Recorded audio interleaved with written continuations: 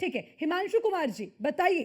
में है। हाँ, हो ठीक सकता है है कि थोड़ी बहुत मिसअंडरस्टैंडिंग अगर हो भी रही होगी लेकिन हिमांशु कुमार जी, 2 सीटों पर कांग्रेस तैयार है उपचुनाव लड़ने के लिए यूपी में।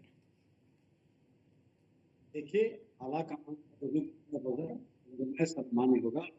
ऊपर स्तर पर जो हमारे आला कमान का स्तर है उस स्तर पर बातचीत हो रही है। अखिलेश यादव सिंह जी से भी बात हुई है और निश्चित रूप से आप विश्वास रखिए कि कल तक इस मामले को लेकर के कोई ठोस निर्णय हो जाएगा और आपके सामने भी यह निर्णय आ जाएगा कि हमें कितनी सीटों पर लड़ना है चुनाव और सपा कितनी सीटों पर लड़ना है चुनाव।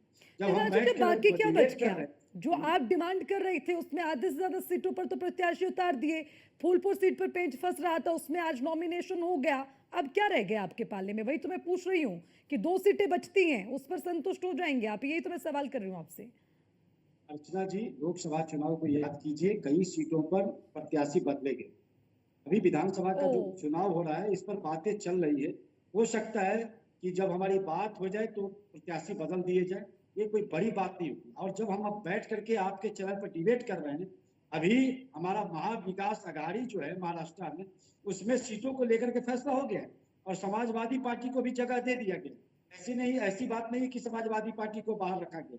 तो कुल मिलाकर के हम उत्तर प्रदेश में भी और महाराष्ट्र में हम हर जगह इंडिया गठबंधन इंटैक्ट है और हम मजबूती से चुनाव लड़ेंगे। अच्छा, और जो तो इसे चुनाव प्रेशर पॉलिटिक्स माने क्या हिमांशु जी कि भैया ठीक है, महाराष्ट्र में अगर 2 से ज्यादा सीटें चाहिए समाजवादी पार्टी को तो भाई यहां पर आपको पैर पीछे खींचना पड़ेगा? ये कांग्रेस की स्ट्रेटेजी माने क्या? बुरा मत मानिएगा क्योंकि अब लगातार तस्वीरें तो सामने आ रही है ना, इसीलिए मैंने सवाल पूछ लिया।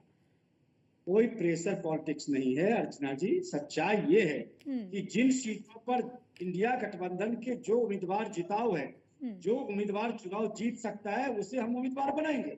इस पर चर्चा चल रही है। हम ज्यादा से ज्यादा कैसे सीट जीते, किस तरह से ये जो कुशासन की सरकार है जो लोकतंत्र का हत्या किया देश में और खास कर महाराष्ट्र में, उसको किस तरह से उखाड़ फेंके, उसको लेकर के चर्चा चल रही है। हमारे तो हिमांशु जी, कौन कैपेबल है ये बात तो पहले होनी चाहिए थी ना। अब तो 3 दिन बाकी रह गए नॉमिनेशन के, आपकी सहमति अब तक नहीं बन रही तो सवाल तो उठेंगे ना।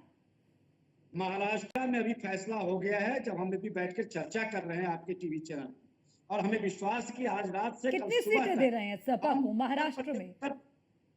देखिए, 18 सीटें अन्य दलों के लिए छोड़ा गया है। जो 3 प्रमुख दल हैं वहां, जो कांग्रेस है, एनसीपी शरद पवार गुट है और उद्धव ठाकरे गुट जो शिवसेना का है, उसके अलावा 18 सीट हम लोगों ने अन्य दलों के लिए छोड़ा है। उसमें समाजवादी पार्टी भी शामिल।